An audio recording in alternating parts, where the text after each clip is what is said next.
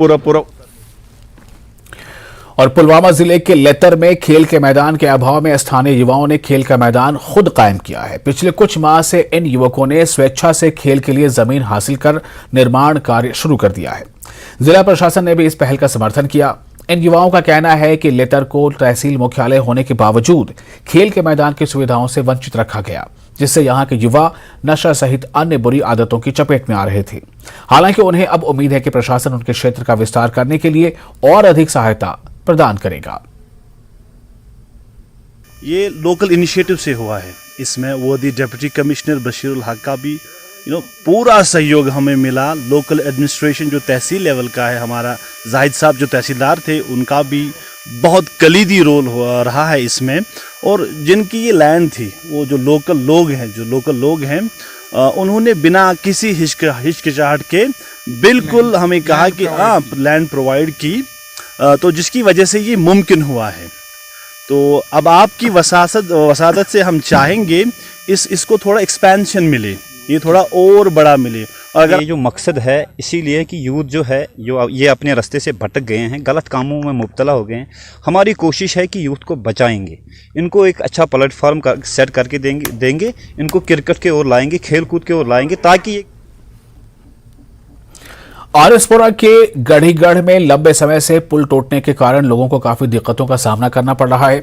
लोगों का कहना है कि अगस्त में आए तेज पानी के कारण यह पुल बह गया था और अभी तक इस पुल की मरम्मत का काम शुरू नहीं करवाया गया। ग्रामीणों का कहना है कि अगर संबंधित अधिकारियों से पूछा जाए तो वो कहते हैं कि आजकल में शुरू हो जाएगा, लेकिन इस ओर कोई ध्यान नहीं दिया जा रहा है। स्थानीय लोगों ने उपराज्यपाल से मांग की है कि इस पुल के मरम्मत का काम जल्द से जल्द करवाया जाए, ताकि आसपास के क्षेत्र के लोगों को इसका लाभ मिल सके।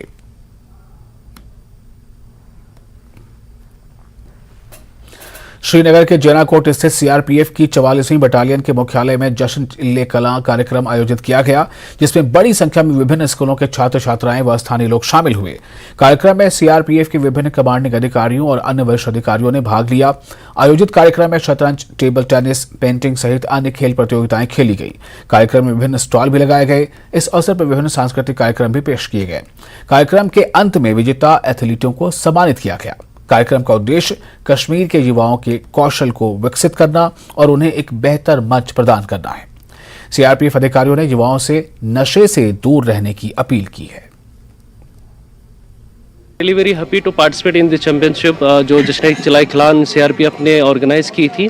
इसमें मैं फर्स्ट पोजीशन हासिल कर चुका हूँ टेबल टेनिस में, and I am very happy to participate in this championship. इस तरह के प्रोग्राम, खेल के प्रोग्राम होने चाहिए यूथ के लिए, ताकि यूथ जो है वो डाइवर्टेड रहे स्पोर्ट्स के लिए। हम इनका शुक्रगुजार करते हैं कि जिन्होंने हमारे इदारे को याद किया और हमने इसके अंदर हिस्सा लिया। आज जश्न-ए-कलां हमने इसके बारे में प्रोग्राम था, हमने मनाया, हमें बहुत अच्छा लगा।